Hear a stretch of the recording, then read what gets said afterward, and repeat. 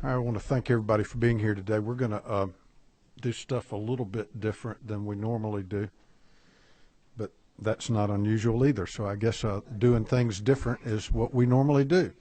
But what we're going to do is we are going to hear from AOC and the Judicial Council and the prosecuting attorneys and probably the Superior Courts.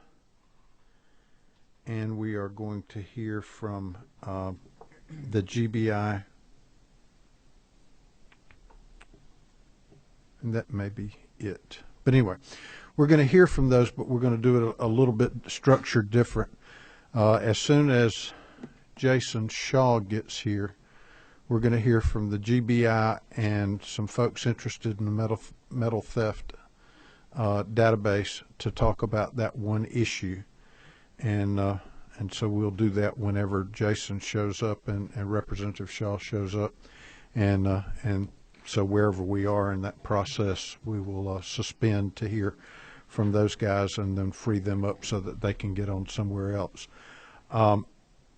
Primarily what I'm interested in today, other than metal theft, I want to talk about the some issues in the CJCC budget and in the AOC budget. But then after that, I want to go into like a group discussion on accountability courts, which will involve the Judicial Council and the prosecuting attorneys, the public defenders, and the CJCC, just dealing with issues to make sure all of us are pulling in the same direction, doing the same thing, and not plowing the same field and spending more money than we need to. I want to make sure that these monies are being spent efficiently. But so other than a few budget issues in these various areas, primarily what we're going to be dealing with is a sort of a roundtable discussion. And when we do that, we'll see if we can find a round table to accommodate everybody. But the first thing I want to talk about a little bit is with the Judicial Council on its budget. So Marla and whoever, is going to talk about that issue.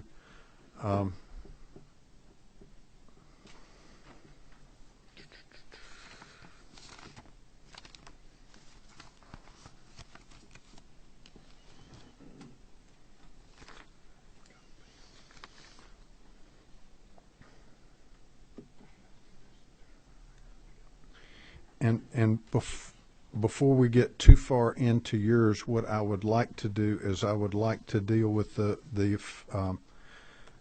domestic violence. There was an enhancement for that, and I think there's some folks that wanted to speak to that issue. And let's go ahead and talk to them, because that is an area that probably has been neglected over the last several years. I've been furnished some information that indicated when we started this process in the 90s, it was I think the initial appropriation was like $2 million, and because of budget cuts, we are now at somewhat less than $2 million. So it had been enhanced over the years and then got whacked pretty good, and it is affecting the delivery of services in the state, and we need to take a look at that. And so if y'all want to address that, and I will turn on every microphone I got showing, and then y'all just take and pick. Yes, sir. Microphone. Thank you, Mr. Chairman, members of the committee. I'm Meredith Weaver, and on behalf of the State Bar of Georgia, I'm here to talk just a quick minute about the legal services, the extra dollars that we're asking for on behalf of the State Bar. It does come through the Judicial Council budget, and we are trying to just make sure, as the increased need for legal services in the domestic violence world increases, as law enforcement officers are trained more to recognize exactly what the situations are, that need increases, and actually the dollars continue to decrease.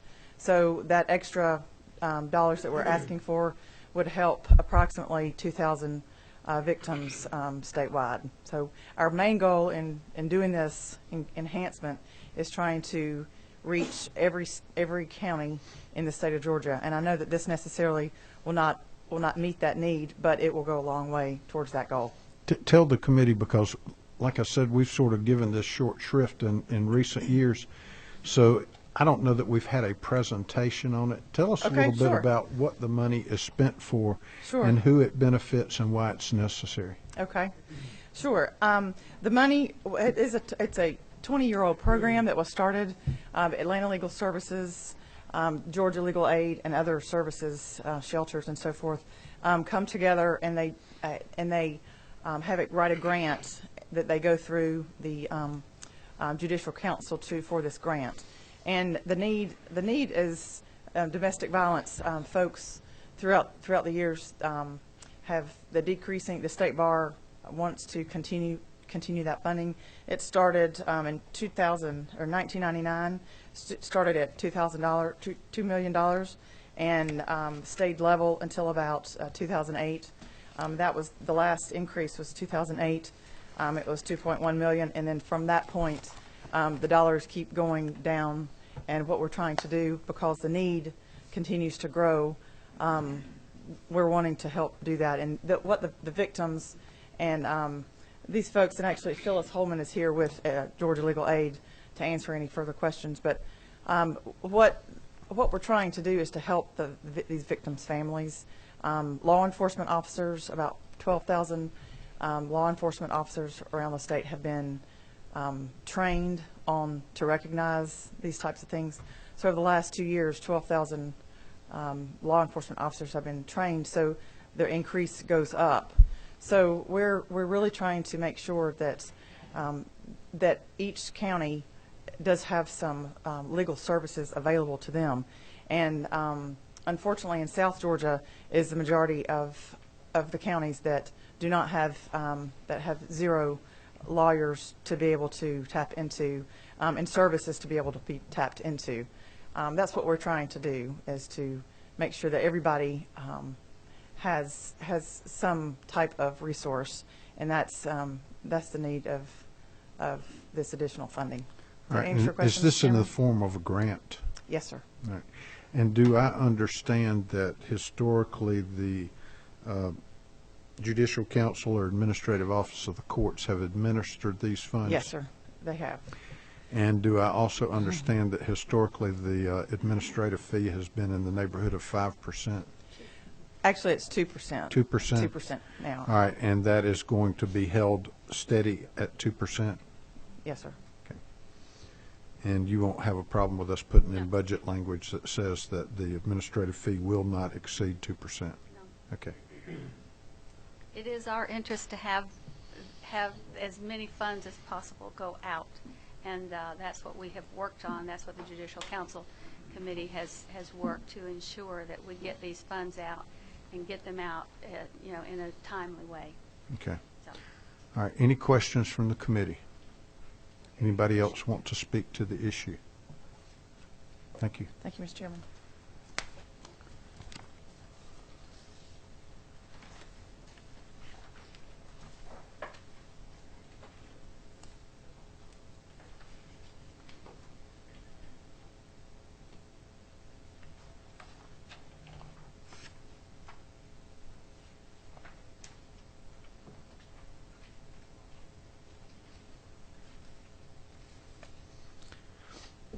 You want to talk a little bit about the e-filing? Thank you, Mr. Chairman.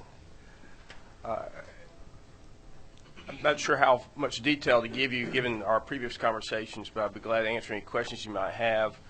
The e-filing solution that we've been working through the Judicial Council is designed to work on top of the case management systems that the courts and the clerks of courts are already having in place. So throughout the various counties, throughout the state, clerks of court are contracting with vendors of their choice to provide case management systems and e-filing solutions.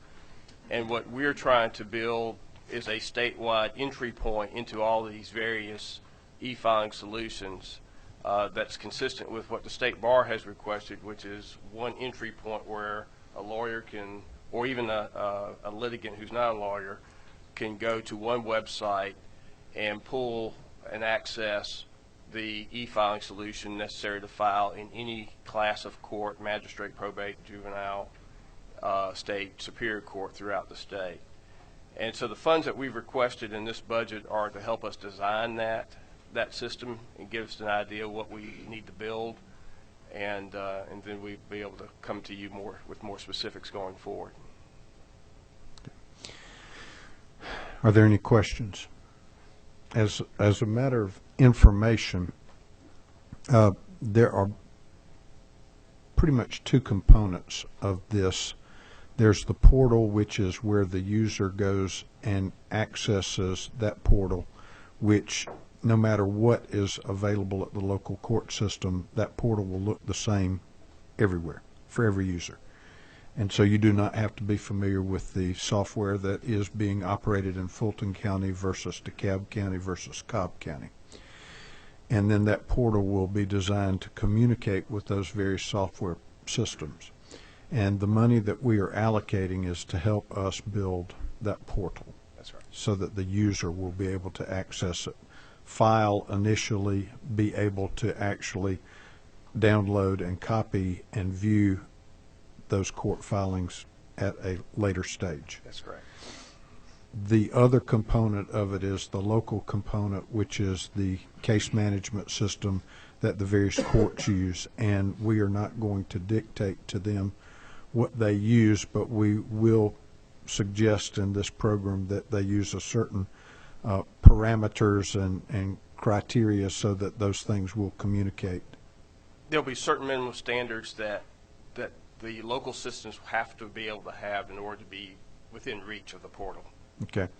And there has been some discussion about, in order to make sure that we are not here 20 years from now and still have some courts that are not into the system, we can't, unless we want to fund the whole thing, we can't make that happen at 159, superior courts, magistrate courts, juvenile courts, whatever it may be. But there is some talk, and this is what I want the committee to sort of keep your eyes out for, open for. There are, as many of you know, technology fees that have been in local legislation in various jurisdictions around the state, where courts are trying to upgrade their technology and they want access to some additional funding in the form of a technology fee add-on for filing cost. And there is now a general bill that is circulating, I think, in the Senate that's being sponsored by Senator Stone, that we have suggested might be a mechanism by which the local courts could use to access funds to build these systems. And I think Senator Stone is amenable to putting criteria in there that money would have to be used, or a portion of that money would have to be used to build these systems, and then that way that's sort of the carrot for the local courts to if they're going to access this money, to use it to help build the other side of the portal. So I felt like if I talked long enough, Representative Williams, I would generate some interest from you. So you're recognized. Thank you, Mr. Chairman. You hit the button. Question now, the the fees that would be generated, excuse me, would these be attorney fees or filer fees? This would just be for attorneys? It'd be like a filing fee add-on. I mean, right now when you file something in one of the courts, there may be, part of it is the sheriff's retirement fund, some of it may be the clerk's retirement fund, there'd be a law library fee, there's alternative dispute resolution, and depending on how many of those add-ons you've got, I may be paying anywhere from $200 to $225 or $250 to file something in Superior Court, and then it varies based on the court. Okay. All right, any other questions? Okay. Unless y'all have got something specifically y'all want to address with us, I don't think we have any other issues of y'all until we get into the area of the accountability courts. Thank you, sir. Okay, thank y'all.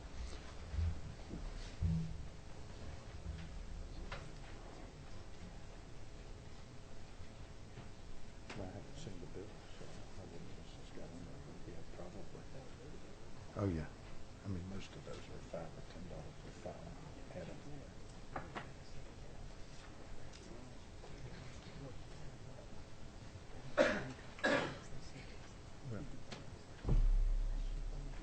Oh, there would, I mean, it's not open into.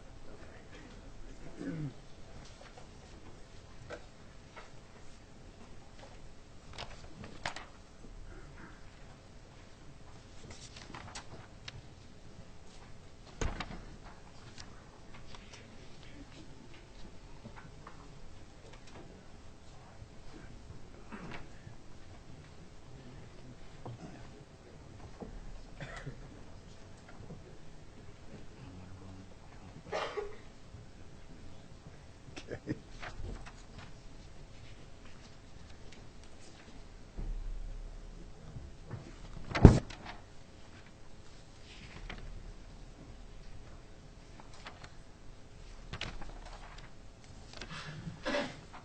All right, let's see if we can get representatives from PAC and from Public Defenders and AOC Judicial Council.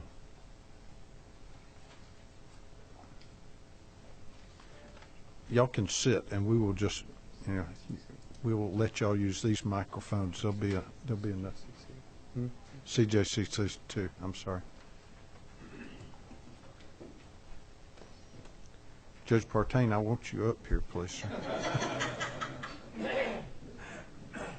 Y'all sit up here. Travis, y'all sit. Yeah, sit up here. Can I wave open and reserve closing? Right.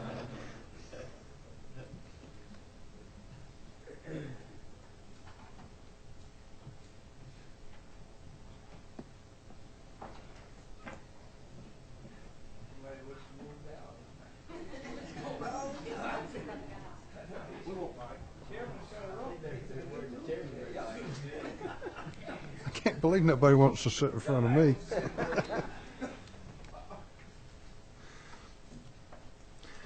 All right. I guess I want to ask all of y'all, well, first of all, let's talk about some personnel stuff.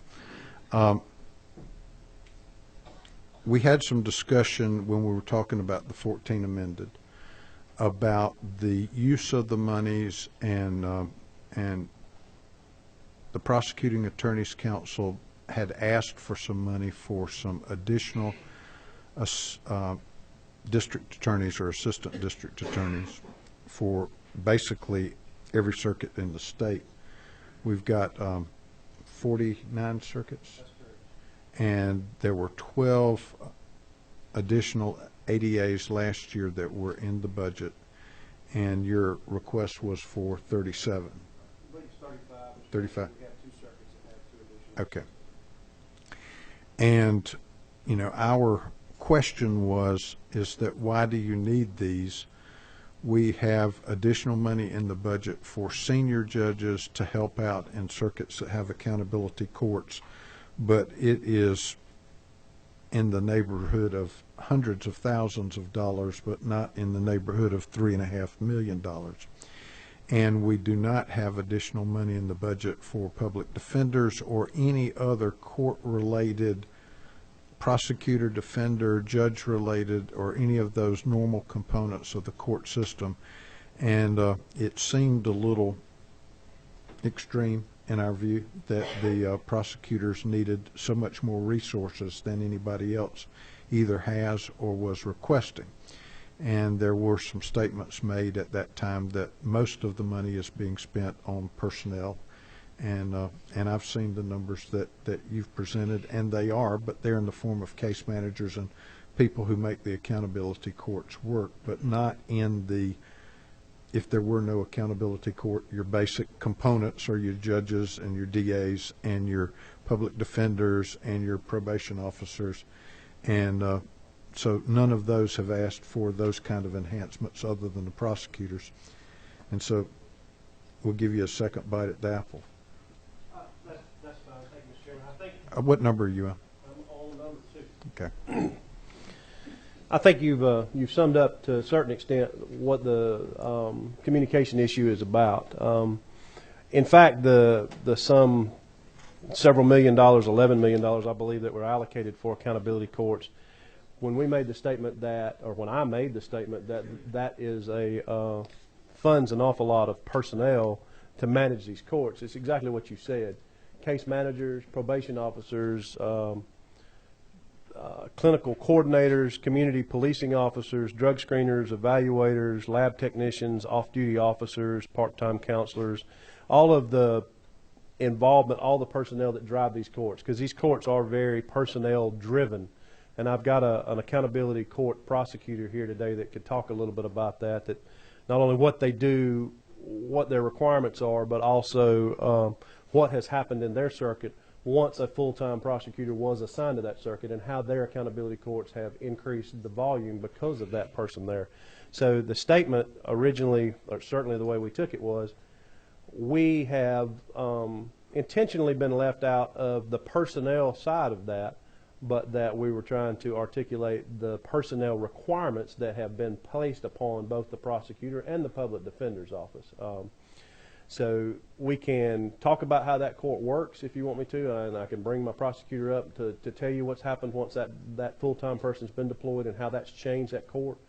But we're here today to make clear that they are personnel driven, and that we don't have the resources in the prosecutor's offices, and talking to the public defender's office for that matter, in that offices too, for the added responsibility and time consumed by our personnel. And I'll give you just a perfect example of the 26 offices that applied for the 12 assistants that we got last year.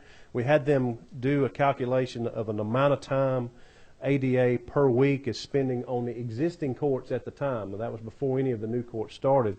And of those 26, the average office at that time is spending a little over 20 hours a week, lawyer hours a week, manning that court. That includes the staff meetings that go with it, the court meetings and hearings, but the significant portion of it is case eligibility review and preparation for the cases.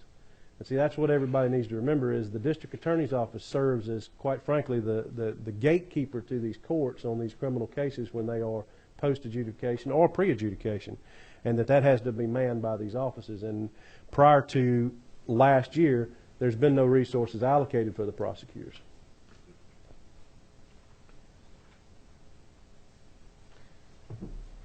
You do understand that if we allocated you 12 additional prosecutors last year. That's correct. And that if we allocated you what you're requesting, which is the one person for each circuit, that there is your counterpart in the public defender's organization that is waiting with bated breath to see whether we fund you, and then he will be up there saying, I need the same thing. So the governor has put $10 million into accountability courts, and you're talking about if you got like what 1.2 last year, somewhere in that neighborhood, and asking for around 3.5 this year, so that's would be a 4.7, and then if Travis does the same thing, you're talking about the whole $10 million being spent on just prosecutors and defenders, and there is no money then for the drugs and the case managers and all of these other kinds of things that are required to make these courts work, the mental health counselors, all of that kind of stuff. Yes, sir. If I could respond, I don't disagree with anything you've said, and then I quite frankly would support the public defenders, I'm sure, when they come here. But let's make clear, one of the concepts of this criminal justice reform and the criminal justice reinvestment was to concentrate on these offenders that we believe to be better suited in these types of programs than in our prison system. Now, one of the driving factors, right, wrong, or indifferent, was the amount of money that the state of Georgia is spending on prison beds.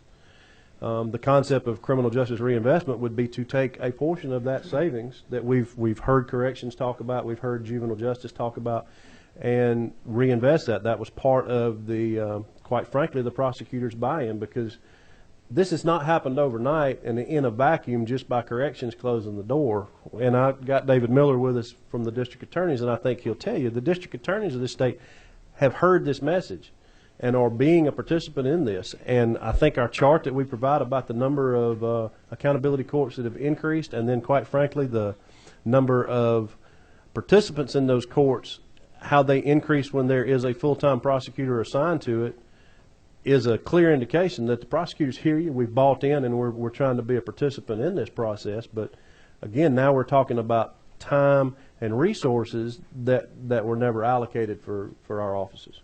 Okay. Number 9, who is that? Travis. Mr. Chairman, I'm Travis Sackerson. I'm the director of the Georgia Public Defender Standards Council. I think that, and Chuck and I have talked about this a great deal. All right, talk into the microphone now. First of all, accountability courts, first for us at least, is it's an evolving need. This is something that one county may have an accountability court in a circuit. Now we're starting to see every county has an accountability court, and it is becoming more and more of a demand for us. I know we spoke about this individually, that the formal advisory opinion that the State Bar had this year created a significant need for us that was more pressing than some of the other issues that we could have been talking about. You probably would have heard from both me and Chuck talking about this issue this year. But it is something that is a pressing concern for our circuit offices. We have certainly the places where they have programs.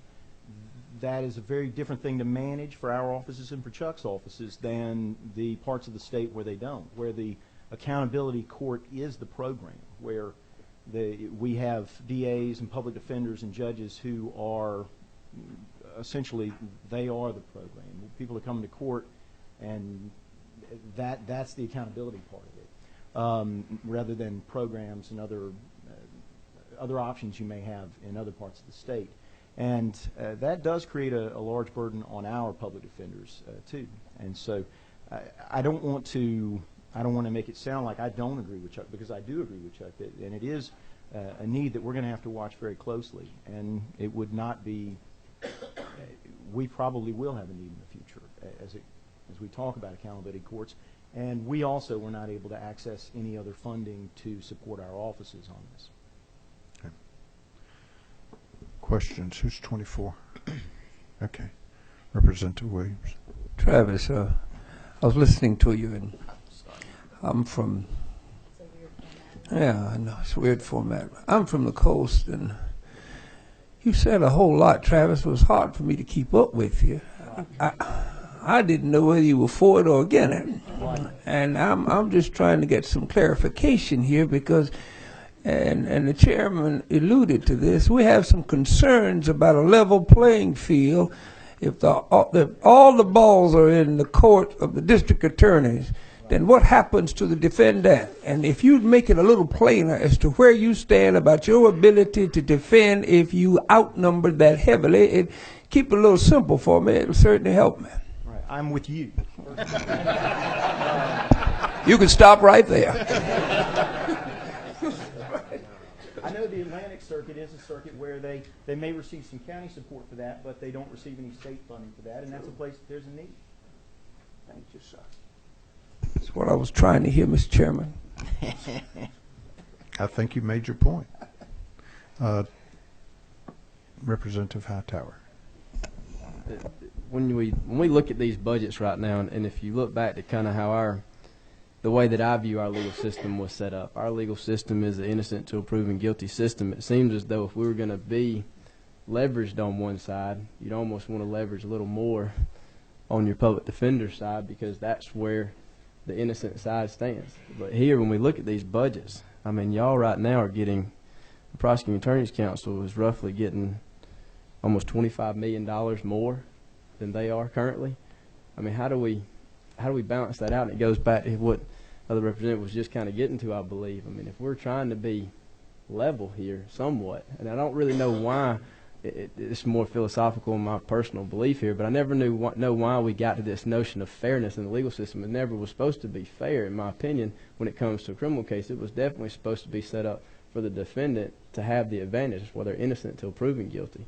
But I see these numbers here, and it's farly skewed the opposite way. If I could? Yeah. Well, I certainly didn't come today to prepared to debate my budget versus the public defender's budget, but I will say this. We inherited a scheme of the way we fund judgeships in this state, and then it's generally tied, there's an assistant DA that comes with a judge. And then generally when that happens, the counties are left to pick up. It usually takes at least 2 assistant DAs to run a courtroom. You know, the investigative staff, we haven't added an investigator to the DA's offices since the circuits, because there's only 1 per circuit. So keep in mind also there's an awful lot of things that go on before the case ever gets to the point where there needs to be a public defender. The grand jury, the investigative process prior to the grand jury, all the things that go on prior to a case getting into court, and then of course managing the case docket once it's in the court. And then also keep in mind that this varies from circuit to circuit. Certainly it's more so, say, in the Atlanta circuit and some of the other parts of the state. But the public defender's office also does not represent every criminal defendant in the case. There's an awful lot of us that have at some point in our life made a career off of representing criminal defendants by being retained. I know I did it for several years, and several of the members here have done that. So let's don't forget that we represent the state in every action in criminal court, and the public defenders more than their fair share, but not every action, and certainly not every procedure that the district attorney is responsible for in the state. All right. I understand what both of y'all are saying, that there is certainly more involved in the monitoring in the accountability courts. And I also understand what you're saying as far as part of the additional cost ultimately is supposed to come from the savings that the program generates through not putting people in prison as often and dealing with the issues that actually has brought to them in the presence of the criminal justice system, but also reducing the recidivism so that we don't see them again. But quite frankly, the savings that we've realized thus far have been utilized in order to to address some pent-up backup demand that happened during the recession, like for the fact that we can't keep corrections officers because they're so woefully underpaid, and certainly that's part of where that money in the savings is going for in this year's budget. So it may be that you don't get what you want this year, but we certainly hear from you as far as your need. And we certainly hope that the savings will continue so that will be a source for us to do that. But is there an accountability court now in every circuit in the state of Georgia? No, sir. At this point, there's still a couple of circuits that have not embraced the concept. I think AOC's got some numbers, can talk about where they are and where they're not. I will say this: they're growing leaps and bounds. And if you wanted to entertain, I would love for you to hear from the assistant DA in Cobb that went from part-time to full-time, and what effect that had on that court, and how many participants that has increased in a short period of time. Because, quite frankly, here's what happens when this accountability court concept in the DA's office is something that we're dealing with, but it's not a priority for an assistant. It unfortunately sometimes finds itself on a back burner of a trial court week or a heavy arraignment day or what have you. And unfortunately, not all the cases that probably should or could have gone into accountability court get put in accountability court when there's not somebody that can stop and really look at the case, the defendant, the circumstances, and make those determinations. When that person's there full-time, it changes that dynamic. And if nothing else, I could let him tell you the statistics. Well, I think what I would like to do, because we've got some broad stroke things that we want to deal with on accountability courts, but my gut reaction, and I'll listen for some feedback from the committee, but my gut reaction is that this is probably one of the most exciting things that's happened in the criminal justice system in my lifetime, because we are now really seeing something where we've always talked about rehabilitation, and I think we're finally seeing, at least in the short term we have seen, and we are seeing in other states, that we really are cutting back on recidivism and diverting people from crime to productive activities. And I think that maybe in the off season, when we have time, I'd really like for the committee to really sort of get down in the weeds on this thing too, because if there are some things that we can do and some priorities that we can set that we do not have the luxury of doing during the session, that I think we certainly ought to explore that with all of y'all, because we need all the players at the table. Yes. Okay. All right. Now, the next thing I want to talk about, and this is the way the system, and maybe Marla, what I want you to do, or you or Judge Partain or somebody, just sort of bring us up to date. Initially, for the benefit of the committee, initially the way that the accountability courts were done before the big appropriation 2 years ago was that it was all being handled through the Judicial Council and the Administrative Office of the Courts. There was about $2 million in the program thereabouts, and it was set up on there were standards that were set. There were grant applications that could be made. It was monitored by the AOC. Everything was run through the AOC. When the appropriation of $10 million was made 2 years ago, what we did was we kept AOC involved to some extent as far as standards and as far as monitoring the court's compliance with those standards, so that we made sure that we just didn't have everybody going in different directions, because these things will work, but only if you follow the model. And then CJCC was doing the grant application process and the delivering of the funds. And so now we're dealing with two agencies that have different functions, but are working together to try to make this system work. And so, initially we were sort of feeling our way as far as the division of responsibility. I would like for you to sort of update us now on what CJCC is doing, what the AOC is doing, and then once you've told us what everybody's responsibility is, since we've felt our way through this process, then I think maybe the committee has some questions regarding some things that y'all are doing. Well, sir, I think you've All right, you're three, right? Three, sorry. I think you've introduced it very well. I have the chair of our Judicial Council Committee as to what we're doing now, and I would ask that she actually respond, if that's okay. Yeah. Judge Weaver? What number? 11. All right, 11, and Judge Partain's 12. Okay. Good afternoon. My name is Judge Weaver, and I do serve as the chairperson of the Accountability Courts Committee for the Judicial Council. But I also serve as the presiding judge in our felony drug court, our veterans court. We also have a mental health court, and we've been involved in this business since 2002. So we have some experience with this. When the House Bill 1176 changed the format of how money was to be awarded, our committee, according to the statute, was given certain duties. That was to come up with a certification and peer review process. We were to come up with an application. We were to continue to work on standards. Once the certification process and peer review was put into place, then we are now training teams, including a judge, a program coordinator, a treatment provider, to go out with staff to actually go out to assess the felony and mental health courts that are in operation, to make sure they are abiding by the standards that was set in our certification process. We are training many judges and other staff to do this, and hopefully we'll complete the huge amount of training in April of this year, and then we'll actually start going out throughout the state of Georgia to evaluate the 59 programs that actually gave us an application.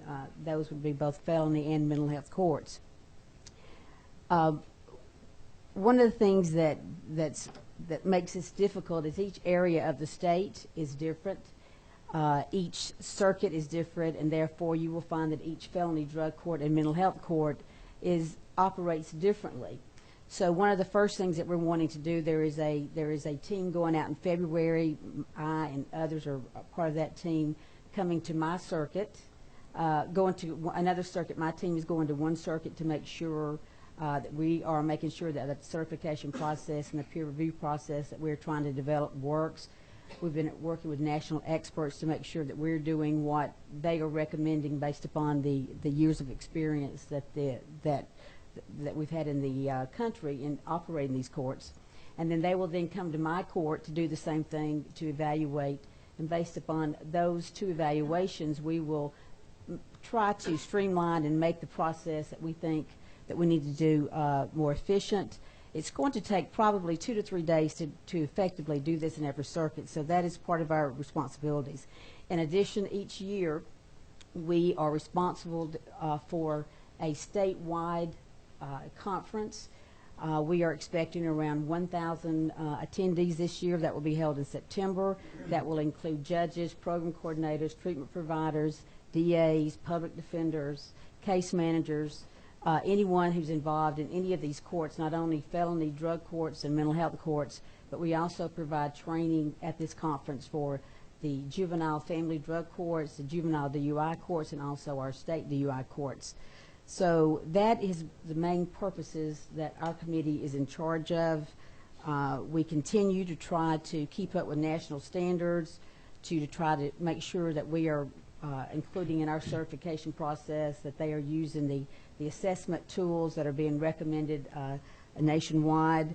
We want to encourage all of our courts to attend all of our state conference training. We also, on a limited basis, based upon the small number of staff that we have, we answer telephone calls from courts throughout the state of Georgia asking for assistance.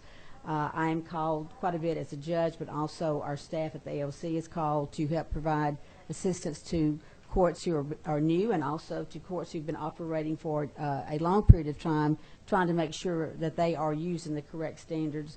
Also, sometimes they just need someone to talk about if a particular problem comes up.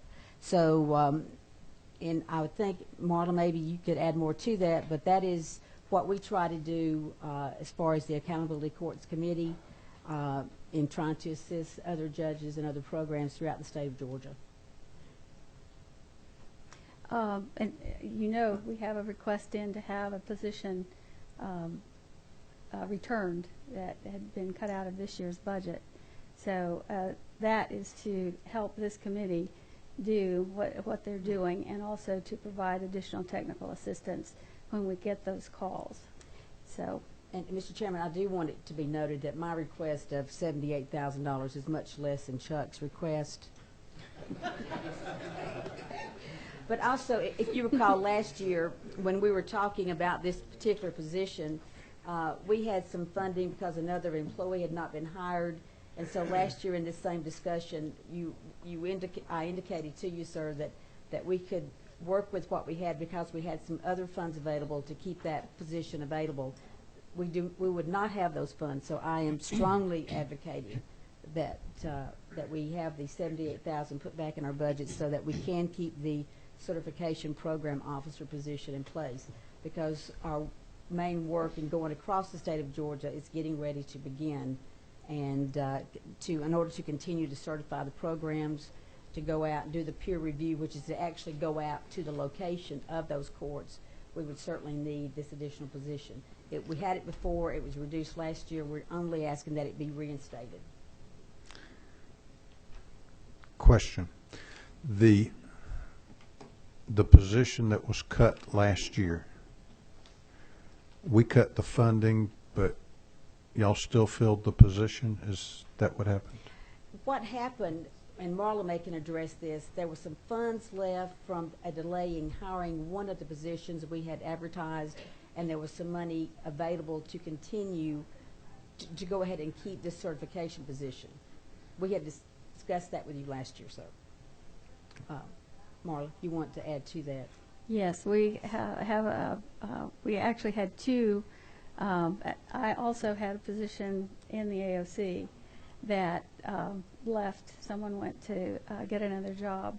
So in order to bolster this, I have kept that position, and I have been, we have been providing the services that position is supposed to be doing with a part-time contract, and we're at the breaking point for us and for the accountability courts. If we get this position refunded, then we can make ourselves whole.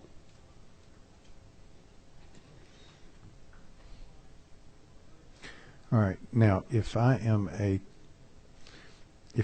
a circuit that wants to start an accountability court, walk me through what I do. Do I file a grant application, or do I go get training first, or what exactly happens?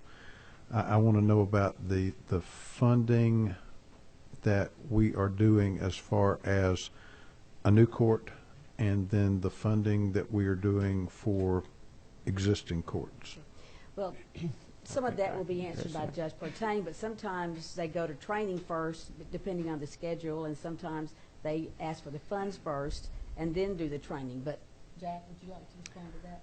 Okay, I'm Jack Partain, and I'm the chairman of the Accountability Court Funding Committee. And what generally happens is a judge in the state has to be interested first. And if a judge is not interested, it's not going to happen. And the judge will express the interest, and then what we have is a application process. And we do it 2 times a year, and we in the spring and the fall. And once the court makes an application, we grant what's called an implementation grant. And that grant is a little heavier than our regular grants for existing courts, because we would be supplying things like furniture and that type of thing for one-time initial setup for these courts. And they apply for the implementation grant, and the committee reviews their application, and if the committee approves it, well, then they are allocated the money, and they start up.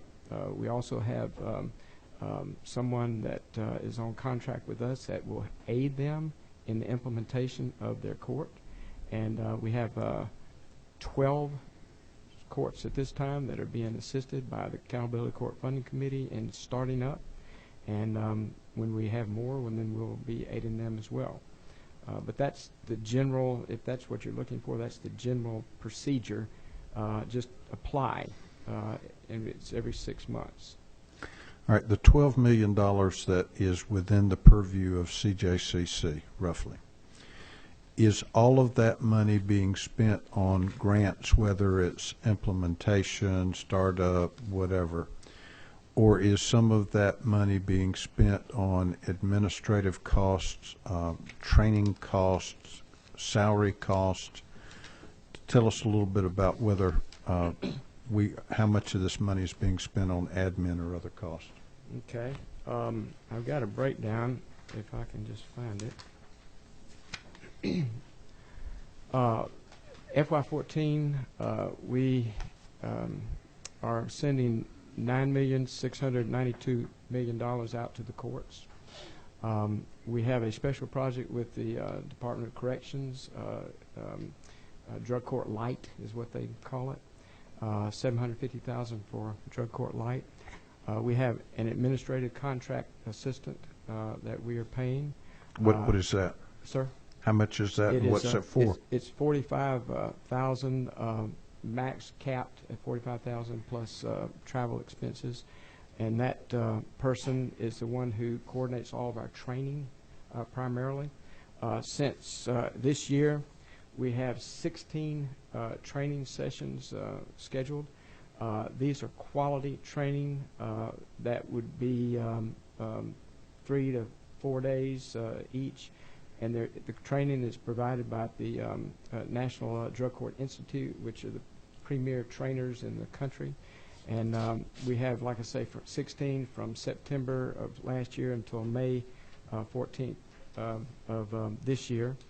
And she coordinates that training and does anything else that we need that we may call upon her to do. But primarily it's training. And then the rest of the funds are spent on the actual training for these courts. How much is that? $1,191,500 for the training for a fiscal year.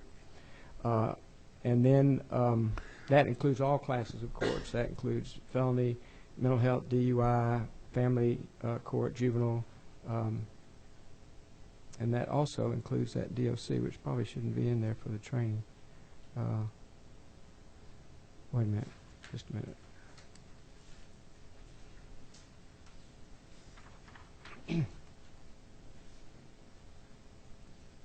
I'm sorry, I misread my thing. The felony training is $95,000. The DUI training is $30,000. The juvenile training is $70,000. Coordinator judge training $190,000. And then we have relapse prevention therapy training $165,000. Cognitive behavior intervention training $64,000, and LSIR, which is an assessment tool training, $6,000. That's the breakdown on the training. And that adds up to 1.1. Is that what you said? It adds up. I'm going to have to do the math, but I think it would be 1.191 minus the 750. No, that's right. It would be 1.915. Yes, sir. All right. The training that you have, is that every court that files an application has I got? said that wrong. I'm sorry. 1.1915. I'm sorry. Every court has to go through that? I mean, if I set up an accountability court Yes, that sir. is a mental health court, then every other court has to go through the same training? It's mandatory. The training is mandatory because we want quality accountability courts, and we don't think that if you just let everybody helter-skelter do whatever they want to out there, that you're not going to get the efficient return for your money. So we want to make sure that these courts are running efficiently and doing what the standards and the best practices call for. And so the best way we know how to do that is to require training, which we do. All right. Do the trainers come here, or Yes, sir. are we paying travel to No, send sir. somebody to No, sir. Seattle or someplace? That's something new, too. The training is in Georgia. So, no, we're not sending people out of state. In fact, that's a prohibition in our grant application, that we do not allow out-of-state travel. We don't pay for that. Now, they can do it on their own, but out-of-state training is a prohibition in the grant application. All right. Do the things that you require, and this is through CJCC, Yes, sir. are those trainings coordinated, or do they overlap in any way any of the training that Justice Weaver was talking about? No, sir. Judge Weaver. I don't think so. I did like the sound of that, though. Thank you. Well, I misspoke. No, I don't. We don't overlap on our training that I'm aware of. Although Judge Steele is the co-chair of my committee, and we have had discussions with Judge Fortain about trying to coordinate some of the training to go along with our state conference in September, because a lot of drug courts don't have a lot of staff. And when we're taking staff out for a lot of different trainings, it can actually sometimes cause a real problem in that particular drug court or mental health court for that period of time. So I'm hoping that we'll be able to coordinate more of the training so that a lot of it could actually occur at our main training in September, when we bring in the entire team from each of the accountability courts in Georgia. Okay. Well, I mean, I think that because we're dealing with two separate groups that are all pulling in the same direction, and we want to make sure that as much of the money that's allocated goes to actual provision of services, that we would certainly expect both groups to coordinate as much as possible so that we have the most efficient utilization of services and state funds. Yes, sir. All right. Is there any questions of the committee regarding the issue of the staffing request by the Judicial Council for the one additional position? Any questions regarding the training budget or the actual functioning of the grant application system, or anything else dealing with accountability courts?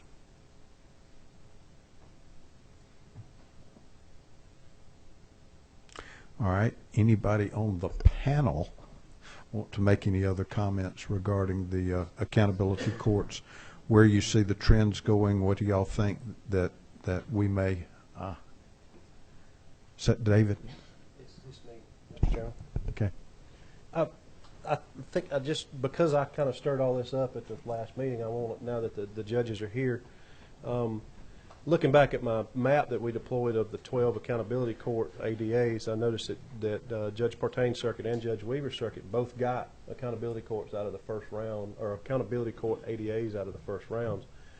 I wonder, since I don't want to be the only one in the room talking about public defenders and prosecutors as an integral part of that process, I was wondering if either one of them have any comment about that being an increased value to the court and its ability to function and grow. Well, certainly in small circuits like we have, we do not get a lot of money from our counties to hire additional prosecutors or public defenders. The sad part about getting the wonderful part about getting the additional assistant DA last year to handling drug courts, we did not get a similar public defender position, and frankly, our circuit-wide public defender is the one who actually is coming to all of the meetings in all the courts in all 3 counties, because in a 3-county circuit we have the drug court and mental health court in all 3 counties, so they're required to be in court as I am very often in a circuit with more than 1 county. So it has certainly increased, I think, the number of participants, but in all fairness, we certainly need an additional public defender who would be able to be there at the meetings and not take away from their other duties. I agree with Chuck in that certainly our public defenders in a lot of counties do not handle 100% of the cases, but in Pickens, Fannin, and Gilmer, they certainly handle, I would imagine, over 95%. So it is a large number of cases that are being handled. My fear at times would be that individuals who are in the jail, although we do send our people to the jail to actually interview ourselves, that sometimes my fear is because of the huge number of cases that they represent, that maybe there's individuals who, if they spent more time with, might actually decide to come into the drug court or the mental health court rather than just going through the normal process. So I think anything that you do in reference to adding additional prosecutors, that we must look at the public defenders as well, particularly in rural counties in which there is not a lot of funding to add the additional public defenders that we actually need. But it certainly has been a benefit, and we were very grateful to have the additional assistant DA who could help us. Because as I indicated, we have a veterans court, we have a mental health court, and we also have the family drug court. Mr. Chairman, may I say something else? Yes, ma'am. This is a very important program and has such, the potential for so much good for the state. And we have been running it with a lot of volunteer time of judges. And Judge Weaver, Judge Partain, and many others have worked very, very hard. We really would like to have some additional staff resources to help them. And I just would like to say thank you to them for all the time they've put in already. And will continue, I'm sure. Let me say this. The Accountability Court Funding Committee does not fund any supplements for state or county employees. I mean, that's part of the deal. We just don't do that unless we're told that that's going to be okay. Accountability courts are a passion, and like Director Moore said, I mean, we volunteer. The judges volunteer for accountability court duty, and you mentioned senior judges. Well, yeah, the senior judges take over when we have jury trials or things like that to keep the accountability courts running. No question, but the district attorney takes more time with accountability courts because of the accountability courts. But so public defender, law enforcement that we have, now they're not state paid, but our law enforcement officers on our team, they volunteer their time. The probation, state probation, they volunteer their time. So for the most part, our people on our team, accountability court teams, volunteer their time because they want to do it and because their bosses think it's important enough for accountability courts in their circuit, in our various circuits, to volunteer our times. And the judges do too. I mean, we're not asking for a supplement to our pay. I mean, and that's the only person I can speak for is myself, as far as, and probably 99% of the judges, I can probably speak for them, is that we're not asking for that. So, you know, whatever you tell us to do, we'll do. Whatever the accountability court says, I mean, whatever the legislature says do, then the accountability court funding committee will do. If you say add district attorneys, public defenders, state probation, judges to the to our you know to the allocation of funding, we'll do that. But if we do, I don't see how we're going to turn out $9,692,000 to the courts out in the state.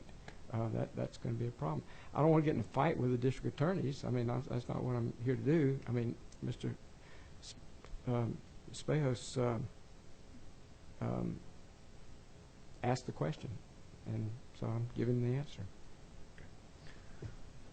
I would hope that none of, no, with all due respect, that certainly the monies that are currently allocated to go to start courts, that I want to agree with Judge Partain. I would certainly not want any of that $9 million to be used for public defenders and even or assistant DAs, because so much of that money is going to treatment, because we try to keep the number of staff in our courts as low as possible, case managers, program coordinators, because we want the bulk of that money to go to treatment for the participants and also for compliance officers who go out at night and to check and make sure they're doing those things. So we wouldn't want any of that particular amount of money decreased in order to provide additional staff, although certainly they need it. But I agree. I think what you were advocating is it come from another source other than decreasing the money actually going out to our courts at the same time. That's correct.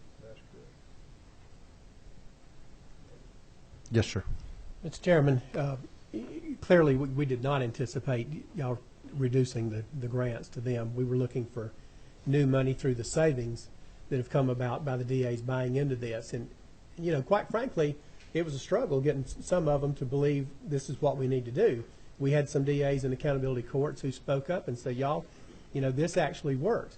But, you know, in our package to you, you'll see the Cobb County situation and the way that's operating. But I just wanted to speak briefly about some of the smaller rural circuits. We heard this morning from the DA up in the Mountain Circuit, Brian Rickman. He's got 3 counties up in the northeastern corner of the state. He runs accountability courts in all 3 of those counties, including one of them that even operates at night. So his assistant DAs go in there at night doing that accountability court in addition to the job that they're doing in their communities. The thing I just want to make, you know, I don't think I'm beating a dead horse here, but what we need y'all to understand is that this is very labor-intensive work in the accountability courts, and this is on top of our regular caseload.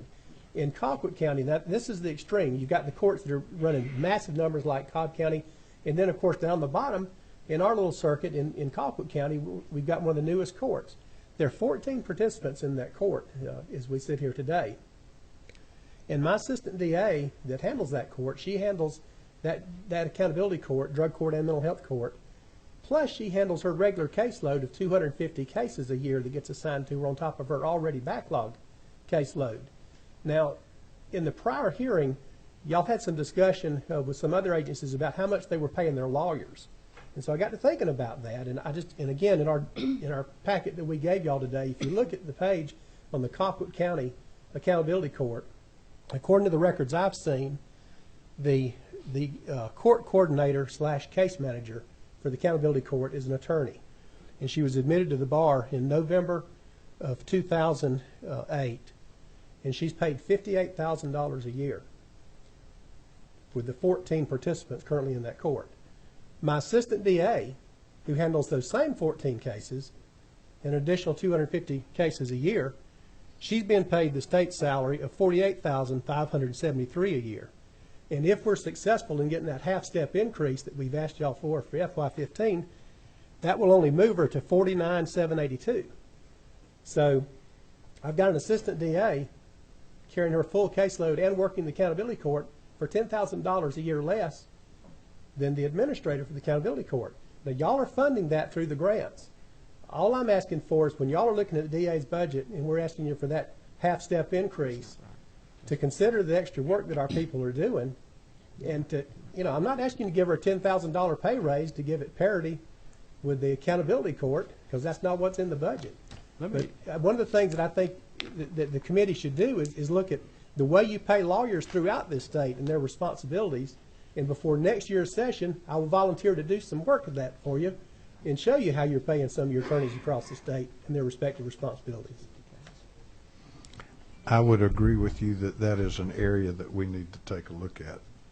Please don't tell my program coordinator that they're paying that much, because we certainly do not pay hours anywhere near that. Are you talking about benefits too? Is that what No, sir, that's just the salary. Well, benefits are in addition. I don't think our committee is paying people paying coordinators $58,000. Uh-oh. I don't believe that's right.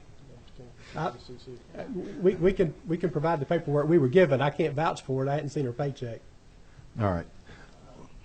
Are there any other questions from the committee? I mean, we can talk about a lot of the issues for a long time, including transportation that defendants have in rural counties, which make the receiving of services more problematic. I mean, there are a lot of things we're going to have to work through over the years, but do we have anything else that we need to talk to right now?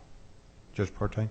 Well, I was just going to say, you requested $58,000, and you were awarded $50,000. So that's what happened. Okay, all I saw was the paperwork on the grant. Is it Colquitt? Colquitt. Okay. And the only thing I would like to say is I think I can speak for all the accountability judges. Anytime, we would love to have any of you visit one of our graduations, our team meetings, or our court, because we are very proud of the work that we're doing. And unless you've attended an actual graduation from a drug court, I don't think you can really understand the significance of how we are changing not only the life of the participant, but increasing the quality of life of the family as well. Thank you very much for your time. Okay. Marla, I've got one other question for you, and this deals with the position that Judge Weaver is interested in, which is where is that money coming from now, and why can't you continue to fund it the way you have been funding it for the last year? It was some money that was actually created by the two positions that were unfilled for a time. We had some money left in that area, and now with the filling of our positions, we don't have that funding to continue. So what are those positions, and how did you get along with them for a whole year? It wasn't a whole year. It was a part year, and it was two that we put together. Yeah. Okay. Anything else from the committee? Thank y'all very much. With CJCC, I got one question for y'all before y'all disappear. But right now I'm going to deal with the GBI and then I'll get back to you. Okay. All right. If we could have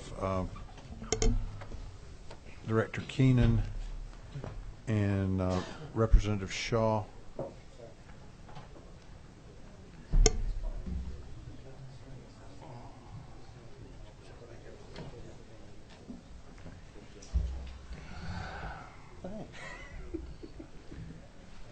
Mr. Chairman, that statement about dealing with the GBI sounded sinister. Well, it wasn't intended to be. Isn't that what y'all are in the business of, is dealing with sinister? Yes, sir. That's our profession. Okay. Representative Shaw, why don't you lead off and tell us a little bit, and if you'll pull that mic over there to you, please, sir.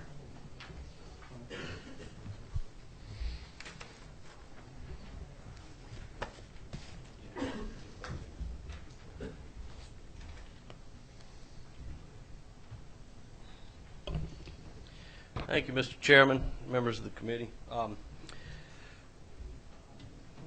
A couple of years ago, we passed House Bill 872 dealing with, it was a comprehensive bill addressing metal theft. And the bill has resulted in some major successes and declines in the number of metal thefts in the state. Some of the provisions worked immediately, but one of the key provisions that was asked for by all the folks that worked on this bill, including the industry itself and law enforcement and so forth, one of the key provisions was the establishment of a database that would allow law enforcement to help track who was buying, who was selling the metal properties, so that if they have a suspect, they can, go on the computer rather than having to physically get in their cars or whatnot and just drive around to all these different locations and check their records. So, but unfortunately, after 2 years now, we have not funded the database. We've put in the bill subject to funding.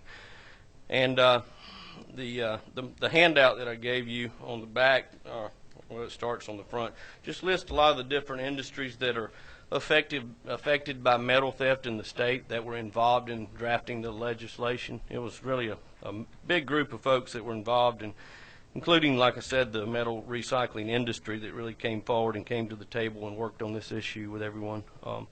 But we would like to look at funding that provision this year if possible. It's we put in the bill that GBI would be responsible for the database and the management administration of that system, that would only be trackable by law enforcement. And I think GBI has looked into this in depth, and it's a good bit of money to do it, but there's a group that is doing this in other states that have, I think, said about $150,000 appropriation should allow them to establish the statewide database. So if they contract it out with these guys, but that's what we're asking for, is just let's try to fund this provision so that the law will be be able to work to its full potential. Director Keenan. Yes, sir. Can you do it for $150,000? If I could explain what has happened since the bill, the short answer would be yes. But here's what we did. After the bill was passed, we looked at two things, because this becomes a state policy decision as to whether the database will be administered by the services delivered by a private vendor, or whether it would be done in-house by the GBI. So our assessment of doing it internally would be that it would require us $252,000 developmental cost, and then $350,000 a year to administer the program. If that was the requirement that we have to do it. We also put out a proposal asking for the industry to give us input about what they would charge to do this and what is available. It came back, and one of the vendors, whose name I don't know, I don't track this, had a cost of $150,000 to manage this program, to implement the program based on they already had existing software. Another company would have to develop it, and there was a cost associated with all of that.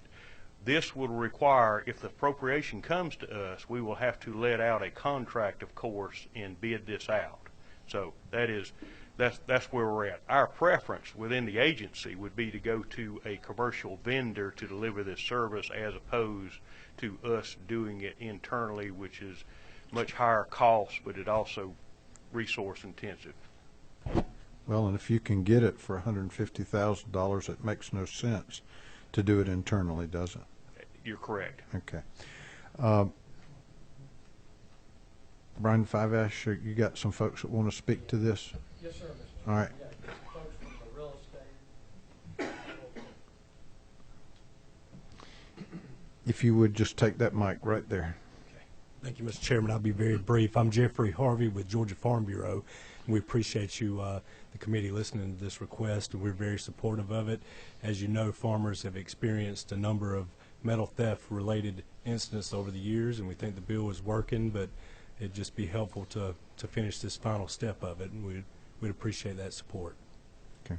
Thank you. All right. You got it. Okay. Come on. Thank you, Mr. Chairman, members of the committee. John Barber with the Georgia Association of Realtors. This is one of our top priorities this legislative session. applaud Representative Shaw and your efforts on HB 872. Our members have seen a decrease in metal theft across the state, but it's still an issue and it's still a problem. We think that this is the one tool that will allow law enforcement the ability to talk to one another and see where it's happening across the state and provide them with the resources they need to track and capture some of the folks that are impacting the homeowners of Georgia and our industry. I speak for the realtors today, and I've also been given the opportunity to speak for the apartment association as well in support of the $150,000 appropriation. Thank you. All right, Rishi. Thank you, Mr. Chairman and members of the committee. Rushi Patel with the Georgia Municipal Association. Cities are a large property owner throughout the state, and we like to thank Representative Shaw for his work on this legislation a few years ago and his continued work in trying to get this fully funded. We believe this funding would really help and curb theft for all our groups. With cities, we have had things from as far as street lamps to sewer grates stolen, and we think this would really help stop that from going forward. Okay. Thank you. All right, Representative Rogers. Director Keenan, just a quick question. You said that you did have a competitive bid in for $150,000. We had a company that responded to our request for information that they had a product that could be employed for this cost. And how long ago was that? About 18 months. I mean, has anybody kind of vetted the company, and how long is the price good for and all that? I'm just wondering if we're still in that neighborhood. No, sir, we've not updated any of that. We didn't want to get into dealing with a single vendor based on they're going to be a bid going out. But it'd probably be fair to say that you think you could do it for somewhere around that number. That's correct. Thank you. Any other questions? Any other witnesses? Any other comments? Thank you. Mr. Chairman, if I could thank the committee for their support with the salary increases that they have provided for the last couple of years for agents and scientists. That has remarkably helped us with our retention problem, to the point that because we've stopped being in a training mode for crime lab scientists, that the backlog in the crime laboratory has come down over 40%, and our agents have not leaving us to go to other employment. So thanks to the committee for that. Well, so are you telling me that the two increases that we did the two last fiscal years have solved your problem? Has not solved the problem, but it has pushed us down the road, sir. This third year will solve the problem. Would it be fair to say, yeah, that the third year would solve it? Yes, sir, the third year will solve it. Thank you, Director Keenan. Yeah, thank you all. Okay, CJCC. And I think, who else? Oh. Governor's Office of Children and Family. Is there somebody? Yes.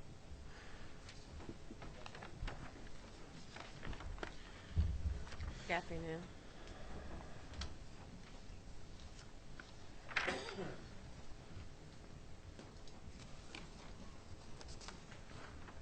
Tell us about,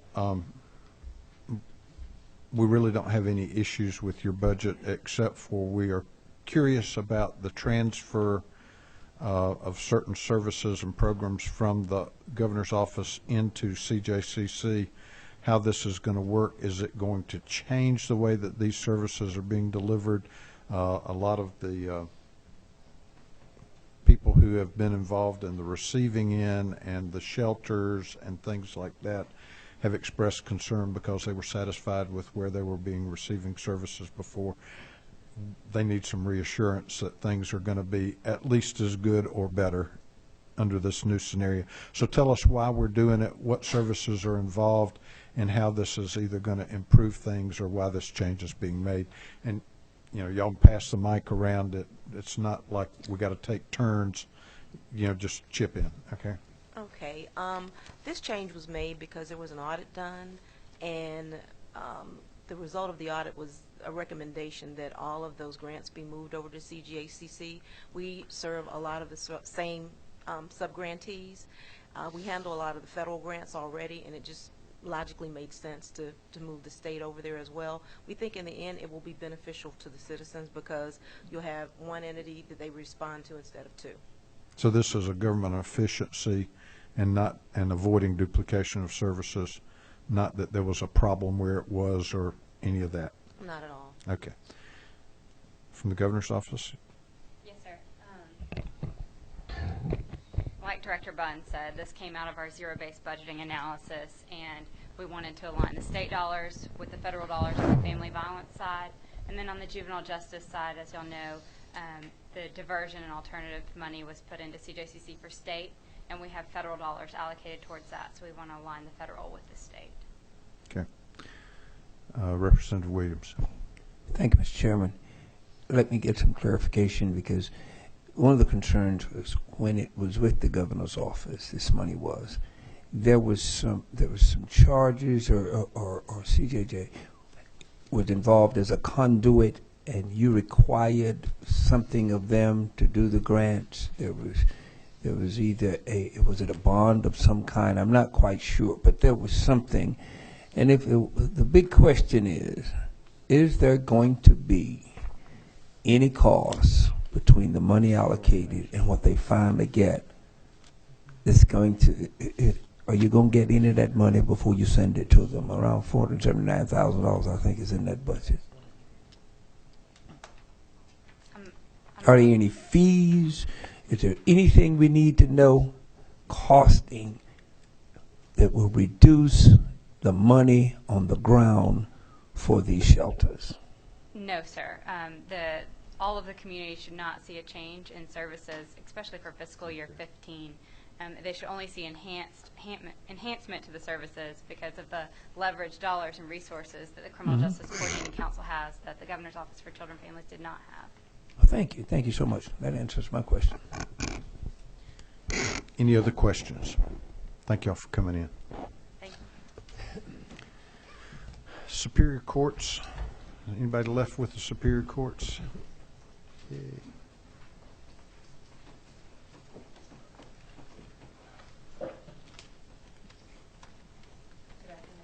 Afternoon, Judge.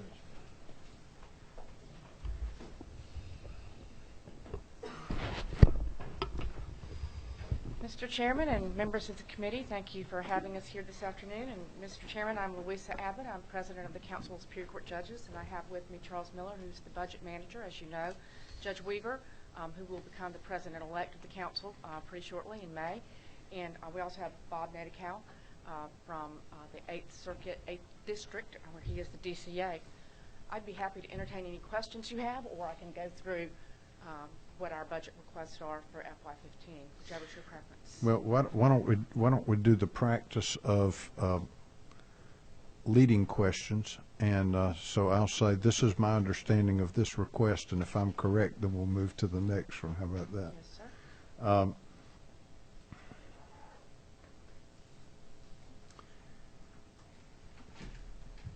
Before I do that, because I really do not know, the project coordinator position that's 9.1.3, is that somebody that's supposed to help with training and scheduling conferences and that kind of thing? And other duties as assigned. It's restoring one position to the council. Essentially, many of the functions when we lost that position have not been performed. The judges have been doing that, arranging trainings, coordinating. It's been an essential loss for us, and so that person would also be coordinating with the House and Senate during session, preparing memos, preparing judges for Judge of the Day kind of meetings, working on all of the issues that come up with the multiple trainings that we have throughout the year, including judges who may apply for scholarships for training and through Judicial Council, other such matters. All those duties have either been spread out or are not being performed at this point. Okay. In 9.2.3, there were previous budget reductions that reduced personal services.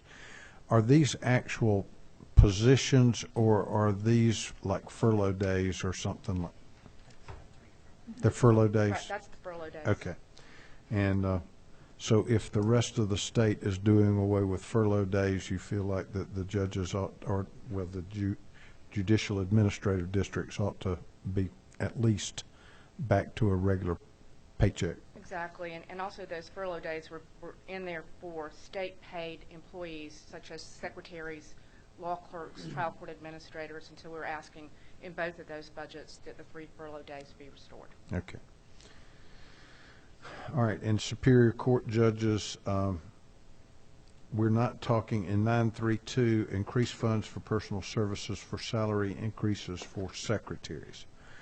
We are not talking about all secretaries. We're talking about the ones who haven't had a raise in the longest period of time. Is that correct? That's exactly right. We broke it down from those who haven't received their step increases, which were frozen in 2009. It's the 30 secretaries who would be between 2009, 2011, I think. It's the secretaries who missed their step increase date between March 1st, 2009 and June 30th, 2010. Okay. There were 30 secretaries that missed their date in that time period. Okay. Now, let me ask you this. My understanding is, notwithstanding what the governor's budget is, that there have been some subsequent adjustments to that to provide for the judiciary the same kind of money for pay increases that was provided to all other state government agencies, and that were. Is that the COLA increase that we're talking about, or the 1% increase? 1%. It is our hope and our understanding at this point that that would include the judicial branch, and we certainly the latest numbers we've got do indicate that even though it was not in y'all's request, that OPB is putting that in there because they're going to treat the judiciary like the rest of the state agencies. But at some point in time, we'd like some feedback from y'all as to, if we're giving pay raises to these 30 secretaries, what the 1% is going to do. Is that going to go to everybody else, or is that going to be spread across the system, or however that's going to be dealt with? Well, just with regard to those secretaries, they're the only ones who have a step plan in the entire judiciary. Okay. And so it's just sort of unfreezing those frozen step increases for those 30 secretaries. There are around 170 out there who also have not received, I think total of around 170 who have not received. So this would just be to restore them to their step plans. One of the big issues we have, and if you have a secretary, if your secretary is not happy, you're not happy. I'm aware of that. Yeah. Because of the way step plan works, a new judge could come in and bring a secretary, say maybe they were the secretary in state court or DA's office. They come in at a higher step than some judicial secretaries who've been working for their judge for many, many years. It creates some significant morale issues, and we like to make sure our secretaries are happy. I think that happens in a lot of places because y'all have the same issue too, don't you, Chuck? Yes, sir, we do. Okay. You could hire in at a place that, had you been there for 10 or 12 years, you're not at. Right. Yes, sir. Yep. Okay, tell me about the 2 law clerk positions. Are there circuits that, whether they have prisons and a lot of habeas, are y'all identifying those 2 positions, or are you just saying we want 2 law clerks and we'll figure out where to put them if y'all give them to us? Well, a combination of that. We would appreciate having 2 of those frozen positions unfrozen, and what the executive committee of the council would do is identify those circuits who have the heaviest workload, who have large circuits that they have to ride, that have large prison populations, and who may have been utilizing their law clerk as a trial court administrator to handle their accountability courts. And there are a number of counties that they have, of necessity, because of the number of accountability courts, have had to utilize their law clerk, their statutory law clerk, as a court administrator, and therefore they don't have the services of a law clerk at all. But if we funded that, y'all would allocate it on a need basis? Yes, sir. Okay.